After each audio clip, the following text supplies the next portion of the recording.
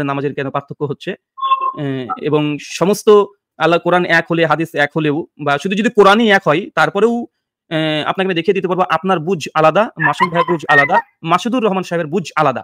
একই কোরআন, একই অনুবাদ দিয়ে দেবো, একই আয়াত পেশ করবো, কিন্তু তিনজন তিন রকমের বুঝবেন। এবং আমি এটা দেখাতে পারি যে পাকিস্তানে যারা কোরআনকেই শুধু মানে, হাদিস মানে না, জাভেদ গাম্বেদি সাহেব আছে, আর বাংলাদেশের মতিউর রহমান একজন আছে, এবং সম্ভবত আমেরিকায় বসে আছেন সজল রোশন। তাদের তিনজনে কোরআনের ব্যাখ্যা তারা একই আয়াতকে তিন রকমের ভাবে করে। ব্রাদার রাহুল হোসেন শুরুটাই করলেন একটা কুসংস্কার দিয়ে। সজল রোশন সহ আরও কয়েকজনের নাম বললেন, তারা এক একজন এক এক রকম কোরআনের ব্যাখ্যা করে।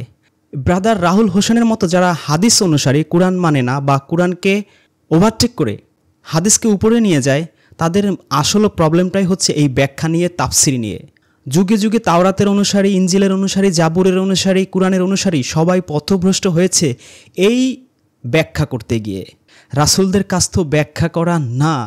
আল্লাহ রাসূলের কাজ কি ছিল? সূরা মায়েদার 92-99 নম্বর আয়াতে আল্লাহ বলে দিয়েছেন, রাসূলদের কাজ হচ্ছে শুধু আল্লাহ যেই বাণীটা নাজিল করেছেন হুবহু সেটা অন্যদের কাছে পৌঁছে দেয়া। এটা ব্যাখ্যা করা তো তাদের দায়িত্ব না, কাজও না। আর ঐশী বাণী, এটা কি কোনো মানুষের পক্ষে ব্যাখ্যা করা সম্ভব? তার চেয়ে বড় কথা, আল্লাহ রাব্বুল আলামিন সূরা নাহলের 89 নম্বর আয়াত সহ অসংখ্য আয়াতে বলে দিয়েছেন আল্লাহ তার এই কিতাব ব্যাখ্যা সহ তাফসির সহ নাজিল করেছেন। তিনি এই কুরআনকেই বলেছেন আহসানাল তাফসিরা। 25 নম্বর সূরা ফুরকানের 33 নম্বর আয়াতে আল্লাহ বলেছেন ওয়ালা ইয়াতুনাকা বিমাসালিন ইল্লা জিনাকা বিল হক্কি ও আহসানাল তাফসিরা। আর তারা তোমার কাছে যে কোনো বিষয় নিয়ে আসুক না কেন, আমি এর সঠিক সমাধান ও আহসানাল তাফসিরা, সুন্দর তাফসির, চমৎকার ব্যাখ্যা তোমার কাছে নিয়ে এসেছি। যে আল্লাহ রাব্বুল আলামিন এই আহসানাল তাফসির সহই এই কুরআন নাজিল করেছেন, সেই কুরআনের ব্যাখ্যা তো ওনারা করেন না, ওনারা করেন অপব্যাখ্যা। মওদুদি একরকম ব্যাখ্যা করবে, তাইমিয়া আরেক রকম ব্যাখ্যা করবে, শাফি আরেক ধরনের ব্যাখ্যা করবে, আবু বকর জাকারিয়া আরেক ধরনের ব্যাখ্যা করবে। এইভাবেই যুগে যুগে মুসলিমদের পথভ্রষ্ট করবে। This is their plan and I think this is their master plan to divert Muslims into hell. এবং তাদের নামাজ পড়ার সিস্টেম তারা তিনজন তিন রকমের বলে। কে নামাজকে স্বীকারই করে না, প্রচলিত পদ্ধতি নামাজকে স্বীকারই করে না। যেমন সজল হোসেন তিনি স্বীকারই করেনি, তার ডিভাইড অফ মানে মাইন্ডসেট গ্রন্থের মধ্যে 170 নম্বর পৃষ্ঠা থেকে 200 নম্বর পৃষ্ঠা পর্যন্ত তিনি আলোচনা করেছেন। এই নামাজকে তিনি সালাতকে তিনি স্বীকারই করেনি।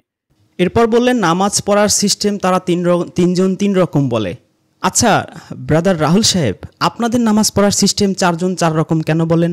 এখন তো আপনি সহ মানে আহলে হাদিসের আবির্ভাবের পরে তো 5 জন 5 রকম বলেন। হানাফি আলাদা, শাফি আলাদা, মালিকি আলাদা, হাম্বলি আলাদা, আপনাদের আহলে হাদিস বা সালাফি ওহাবি আপনাদের আবার আলাদা।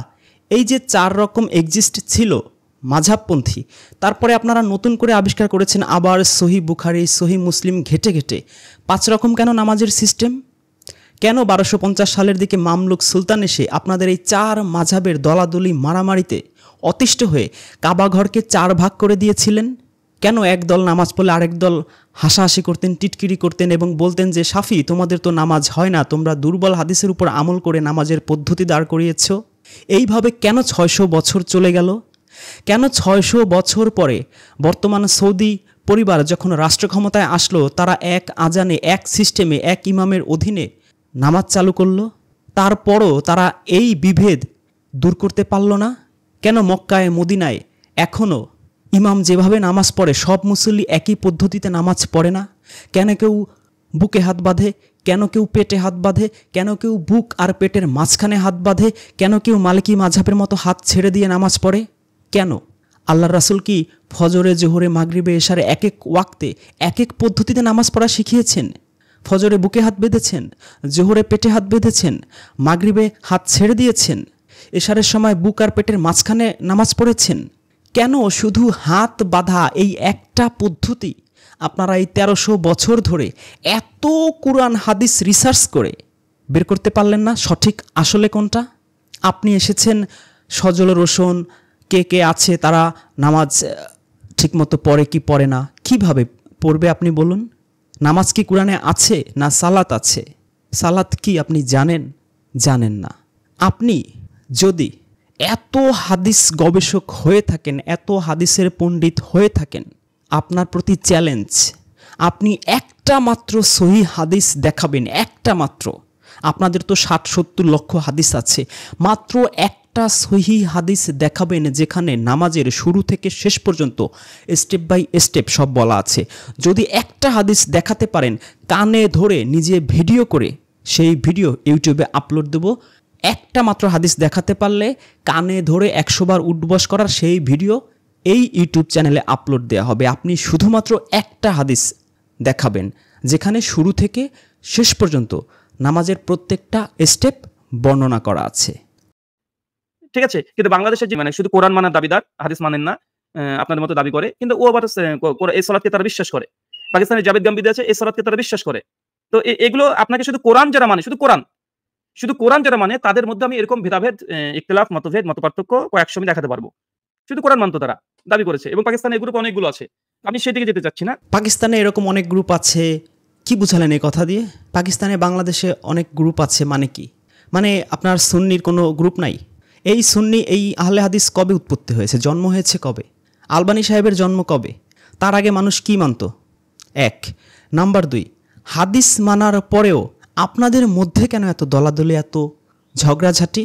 কেন জামাতি, হেফাজতি, হিজবুতি, চরমনাই, শিয়া, সুন্নি, পীরবাদী, মাজারবাদী, কওমি, আলিয়া, আইএস, আল কায়দা, আনসারুল্লাহ, একে একে ধরনের তরিকা, চিস্তিয়া, সাবেরিয়া, মুজাদ্দেদিয়া, আলফেসানিয়া কোথা থেকে আসলো?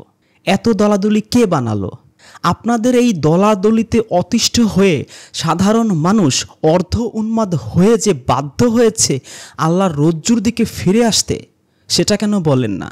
আপনাদের সবার বুঝ একই রকম, সেটা বোঝাতে চাচ্ছেন যে যারা কোরআন আঁকড়ে ধরতে চায়, আল্লাহর রজ্জুকে আঁকড়ে ধরতে চায়, তাদের আলাদা আলাদা বুঝ, আর আপনাদের সবার পারফেক্ট বুঝ, সহি বুঝ, সবার ঐক্যমত্যের বুঝ। তাহলে এক গ্রুপ কেন আরেক গ্রুপের মুখে থুতু মারতে চান? সকাল দুপুর বিকেলবেলা কেন এক দল আরেক দলকে কাফের, মুরতাদ, বিদাতি ঘোষণা করে কল্লা ফেলে দিতে চান? কেন?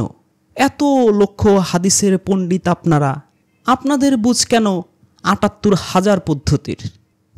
আর আমাদের বুঝের যে প্রবলেম, সেটা আপনাদের কারণেই সৃষ্টি হয়েছে। কিভাবে?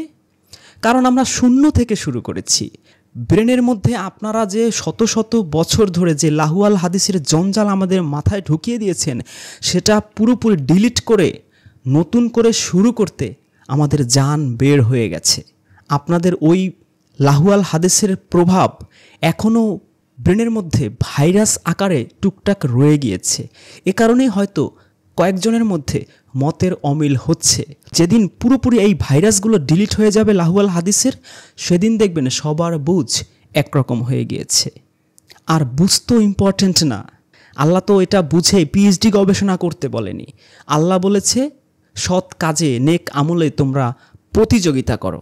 এই নেক আমল বের করতে যেই আমাদের গলদঘর্ম হতে হচ্ছে। কারণ আপনাদের কাছে নেক কর্ম কি তা তো আমরা জানি।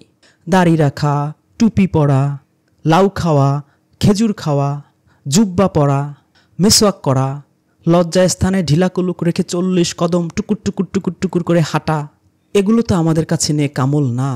প্রকৃত কোরআনে কি কি কাজ আল্লাহ নেক আমল হিসেবে বর্ণনা করেছেন, সেগুলো বের করতেই আমাদের কষ্ট হয়ে যাচ্ছে। এ কারণেই মতের অমিল। একটা যদি বের করি, তার মধ্যেও আপনারা ভাইরাস ঢুকিয়ে দেন। যেমন একটা এক্সাম্পল দেই আপনাকে। সূরা লাইলের 18 নম্বর আয়াতে বলেছেন আল্লাহ, দান করার মাধ্যমে তোমরা জাকাত করো, মানে আত্মশুদ্ধি করো। এই দান করার খাত আল্লাহ বলে দিয়েছেন সূরা বাকারার 177, 125, 119, সূরা তাওবার 60। এর মধ্যে একটাও নাই যে মসজিদে টাইলস বানাও, এসি বসাও, অট্টালিকা সম প্রাসাদ বানাও। এই সাধারণ মানুষের পেটে লাথি মেরে আপনারা এই দান সদগার 99% টাকা পয়সা এইভাবে লুটপাট করে ফেলেন। সূরা ইয়াসিনের 21 নম্বর আয়াতে আল্লাহ বলে দিয়েছেন, তোমরা তাদের অনুসরণ করো যারা কোনো বিনিময় নেয় না। আপনারা বিনিময় ছাড়া নামাজ পড়ান না, মুয়াজ্জিনগিরি করেন না, ইমামতি করেন না, এমনকি মানুষের জানাজাটা পর্যন্ত পড়েন না। মরে গেলে 7 দিন পরে খাওয়া দিতে হবে, 40 দিন পরে খাওয়া দিতে হবে, এই সব ইলিকি ঝিলিক করে মানুষের দান সদগার টাকা গরিবের পেটে লাথি মেরে 99% আপনাদের পেটে চলে যায়। এক একটা ওয়াজ করেন 1 লাখ, 2 লাখ, 3 লাখ, 4 লাখ টাকা করে নিয়ে যান। যেই দান সদগার মতো একটা চমৎকার পদ্ধতি, যেটা আকিমুস সালাতের সাথে সাথে আল্লাহ বারবার বলেছেন, ওয়াতু জাকাত, সেটা আপনারা বছরে মাত্র একবার 2.5% নিয়ে আটকে ফেলেছেন। এতে কি হয়েছে? ইসলামের সবচেয়ে শক্তিশালী অস্ত্রটাই জং পড়ে গেছে। মানুষ যদি এই ওয়াতু জাকাতেই একটা আমল করত, সূরা বাকারার 119 নম্বর আয়াত অনুযায়ী প্রয়োজনের অতিরিক্ত সব এরকম দান করে দিত আত্মশুদ্ধির জন্য, তাহলে ইসলামের দাওয়াত দেয়া লাগতো না। ভিন্ন ধর্মীরা ঝাঁকে ঝাঁকে সেই ধর্ম কবুল করত। এরকম অজস্র নেক আমল আপনারা ধ্বংস করে মন গড়া লাহুয়াল হাদিসের মাধ্যমে মানুষকে নেক আমল করান, যার কোনো দলিল ডকুমেন্টস কুরআনে আল্লাহ নাজিল করেননি। এবং পাপের ভয়ে সেম কাজ আপনারা করেন। টাকনুর উপরে কাপড় পরলে জাহান্নামে জ্বলে যাবে, গান শুনলে কানের মধ্যে সীসা ঢালা হবে, ছবি তুললে পেটের মধ্যে গুর্জ দিয়ে পিটানো হবে, কবরের মধ্যে 70টা সাপ এসে কামড়ানো শুরু করবে। এই ধরনের ভয় ভীতি কুরআনে নেই। কুরআনে যেগুলো আছে পাপের কাজ পরিষ্কার করে বলে দেয়া আছে। আপনাদের এই লাহুয়াল হাদিসের কারণে সেগুলোর কাছে মানুষ যেতে পারছে না। সবচেয়ে বড় পাপ হচ্ছে মিথ্যা বলা, গীবত করা, পরনিন্দা করা, মানুষের উপর জুলুম করা, ইনসাফ না করা, মানুষের ক্ষতি করা।